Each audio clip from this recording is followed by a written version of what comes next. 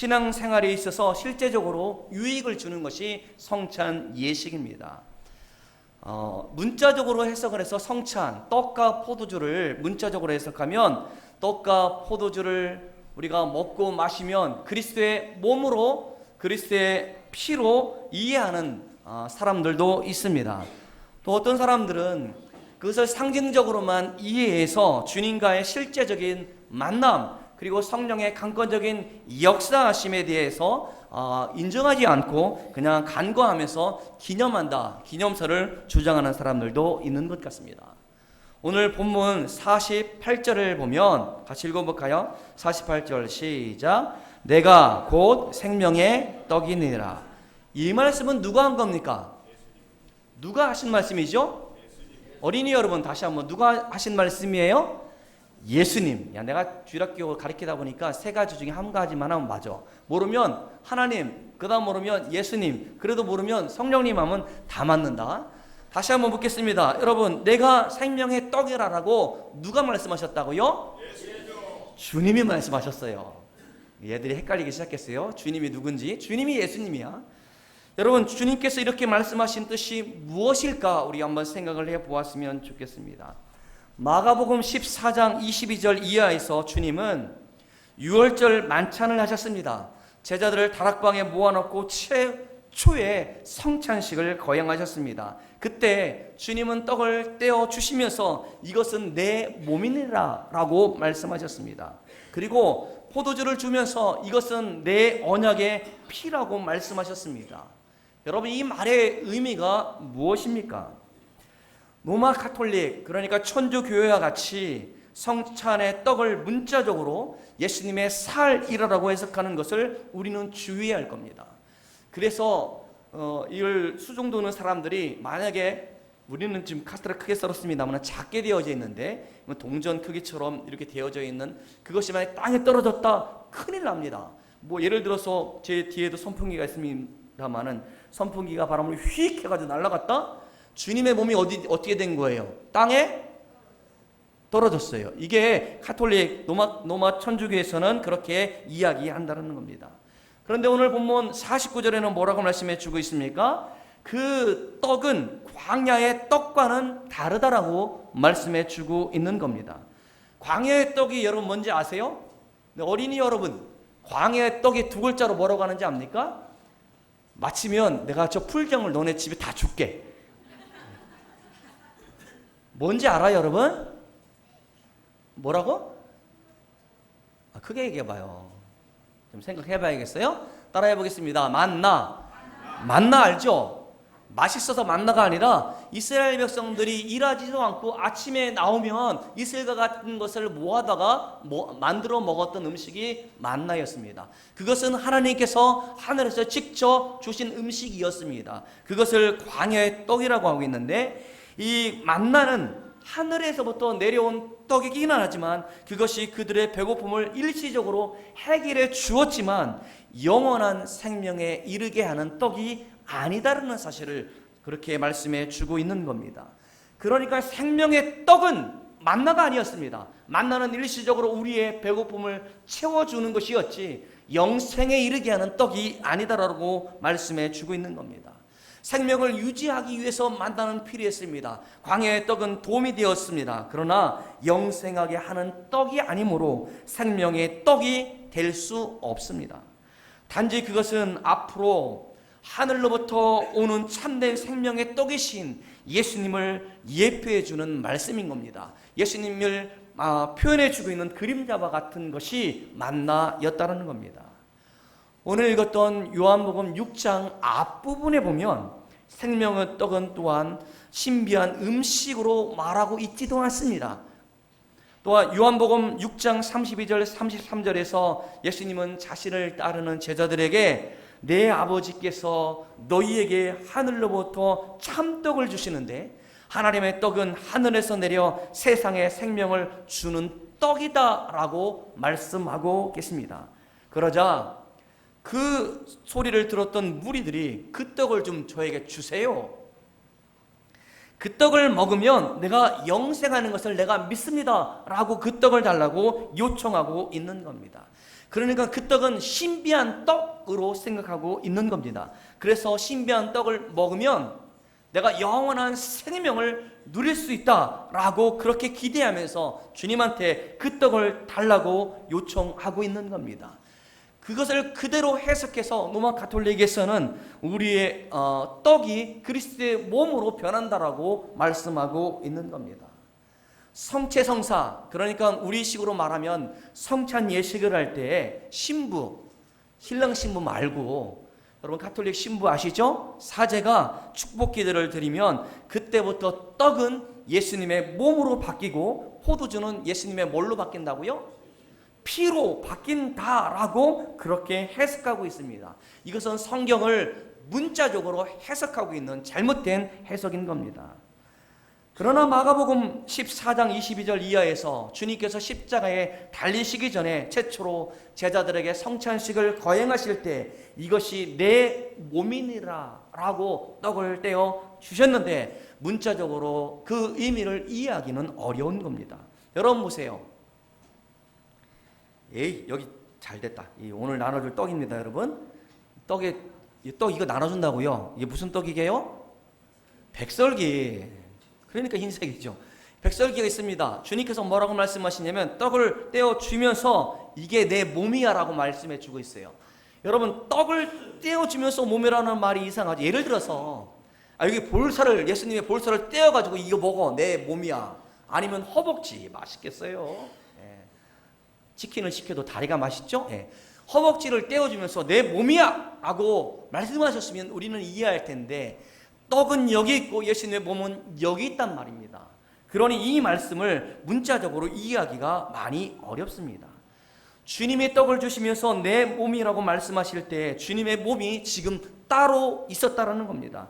즉 주님이 자신의 몸의 일부를 떼어주면서 내 몸이야 라고 말씀하신 게 아니었다라는 겁니다. 주님의 몸은 그대로 있는 상태에서 떡을 떼어주면서 내 몸이니라 라고 말씀하셨으므로 그 떡은 문자적인 의미가 아닙니다. 단지 주님의 몸을 상징적으로 이해하는 말씀이 바로 그 말씀이에요.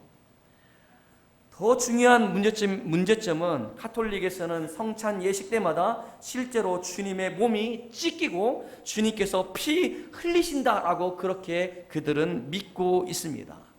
이것은 히브리서 10장 12절의 말씀처럼 한 번 죽은 것, 한 번 십자가에 죽은 것으로 완성되어졌다는 사실을 정면으로 그 말씀을 벗어난 가르침인 겁니다. 여러분들도 그렇게 표현하시는 분들이 있는데 조심해야 돼요. 하나님 내가 죄를 지어서 다시 주님을 십자가에 못 박게 했습니다. 그 마음을 충분히 이해합니다만은 여러분이 아무리 많이 죄를 짓는다 할지라도 우리 주님께서 십자가에 다시 죽으실까요? 안 죽으실까요? 안 죽으셔요. 주님께서 십자가에 죽으신 것은 단 한 번이었습니다. 2000년 전에 단 한 번 죽으심으로 인하여 지금 우리에게 효력을 미치고 있고 오고 가는 모든 세대 가운데 단 한 번 죽으심으로 효력이 미쳐지고 있다는 겁니다. 우리의 잘못 때문에 예수님께서 다시 십자가에 죽는 게 아닙니다. 피 흘려 죽으시는 게 아닙니다. 이 성찬 예식을 통해서 가톨릭에서는 주님이 몸이 찢겨지고 주님의 피가 흘린다라고 그들은 그렇게 가르치고 있으니 그들의 가르침이 성경에서 많이 벗어난 겁니다. 그래서 화채, 예수님의 몸으로 바뀐다, 화채설도 아니고 우리가 그 의미를 기념하는 것이다, 기념섬도 아니고 우리가 주장하는 거 모르겠습니다. 제가 믿고 확신하는 바는 이것입니다. 따라해봤으면 좋겠습니다. 영적 임재설, 다시 한번 영적 실제설. 이게 무슨 말이냐면 성찬에서의 떡과 포도주가 실제로 주님의 살과 피로 바뀐다는 뜻이 아니라 그렇게 보지는 않지만 그럼에도 불구하고 성찬에 참여함으로써 그 떡과 그 포도주가 상징하고 있는 주님의 실제적인 만남과 교제와 연합이 주어지는 성령의 역사, 그것이 바로 성찬 예식인 겁니다. 그러니까 성찬을 통해서 우리가 은혜를 받는 것은 성령님께서 우리에게 강권적으로 역사해 주셔서 우리로 하여금 그리스도와 연합되게 하시기 때문에 우리가 은혜가 주어진 겁니다. 우리는 2000년 전에 예수님께서 십자가에 못 박혀 죽으셨을 때 십자가에 못 박아라, 십자가에 못 박아라, 그렇게 주장질했던 사람도 아니었습니다. 그것에서 많은 사람들이 쳐다보고 있었는데 구경꾼도 아니었습니다. 그랬던 우리이지만 우리가 성찬에 참여함으로 인해서 그리스도와 연합되어져서 우리가 십자가에 죽었던 겁니다. 우리가 십자가에서 피를 흘렸던 겁니다. 그래서 우리의 몸이 죽어지고 우리의 피가 쏟아짐을 통해서 하나님께서는 우리의 모든 데를 다 속량해 주셨음을 믿으실 수 있는 저와 여러분들 되어지기를 주님의 이름으로 축원합니다. 그러니까 성찬을 통해서 그리스도와 연합하게 하시고 성령의 역사를 체험하게 하시고 우리로 하여금 성찬을 통해서 영적으로 성장하게 한다라는 말입니다. 그래서 여러분, 성찬에 참여하는 우리들은 날마다 생명의 은혜를 덧입는다 고백할 수 있기를 주님의 이름으로 축원합니다. 여러분, 육체의 양식을 위해서는 우리가 갈비를 먹든지 제가 좋아하는 막국수를 먹든지 이런 음식들은 말이죠, 우리의 몸을 건강하게 하고 활기 있게 합니다. 마찬가지로 성찬에서 이 예식에 참여함으로 떡과 포도주를 먹고 마심으로써 영적인 은혜를 입고 영적인 양육이 이루어진다라는 고백이 여러분들 가운데 있기를 주님의 이름으로 축원합니다. 은혜를 받고 내가 주님 안에서 영적으로 성장하는 그것이 바로 성찬 예식의 바른 이해입니다. 누가복음 24장에는 엠마오로 가는 두 제자 이야기가 나오고 있습니다.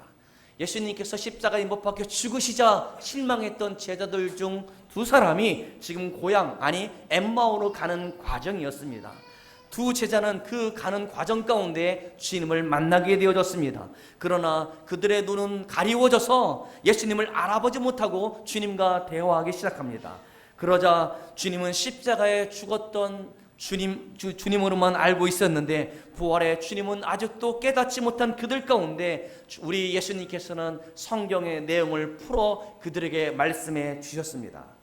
그런데 그때까지도 두 제자에게는 마음이 뜨거워지는 것 같은 느낌은 있었으나 어떤 분명한 변화가 그들 가운데 주어지지 않았습니다. 그러다가 오늘 24장 30절에 보니까 주님이 주시는 떡을 먹으면서 영의 양식을 공급받게 되어지고 영적인 깨달음을 얻게 되어져서 부활의 주님을 참으로 만나는 은혜를 덧입게 되어집니다.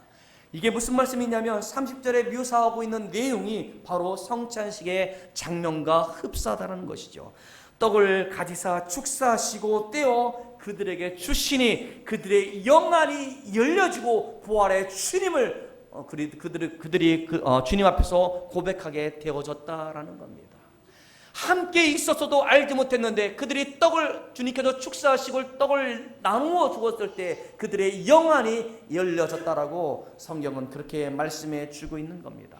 물론 그 자리는 지금처럼 공식적인 교회에서의 성찬 예식이 아닐지라도 오히려 성찬의 주인 되시는 우리 주 예수님께서 직접 행하신 성찬 예식이었던 것을 우리는 알고 있습니다. 그 성찬의 떡을 받아먹은 두 제자는 눈이 떠지게 되어지고 그들의 믿음이 새로워지는 경험을 하게 되어졌습니다. 그리고 예루살렘으로 다시 돌아갔던 것을 성경은 증거하고 있습니다. 주님은 이제 더 이상 십자가에서 죽으신 예수님이 아니라 부활하여 우리의 산소망이 되어주시고 그리고 하늘로 승천하여 우리 가운데 영원한 생명을 주셨고 우리로 하여금 영원한 나라를 이끌어 가실 그 재림의 주님임을 그 제자들은 알게 되어졌다라는 것입니다. 여러분, 그 떡이 어떤 능력이 있어서 그런 게 아닙니다. 제가 어제 보니까 맛있더라. 카스테라, 무슨 카스테라인지 모르겠는데 엄청 맛있습니다. 목사님 뭐요? 우리보다 몰래 먹은 거요? 그게 아니고 이렇게 자르고 있잖아요. 껍데기 종이 붙어 있는 거. 내가 종이 떼고 먹었어요. 얼마나 맛있던지요. 여러분이 이상하게 생각하는 그게 잘못됐단 말입니다. 그 떡에 어떠한 신비한 능력이 있는 게 아니다라는 말입니다.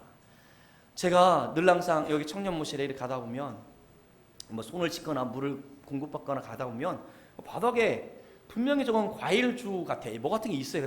근데 오래되어 보여가지고 거들떠보지도 않았습니다. 알고 봤더니 그게 성찬에 쓰는 포도주였던 겁니다. 진작에 알았으면 몇 컵 좀 먹을 걸. 예.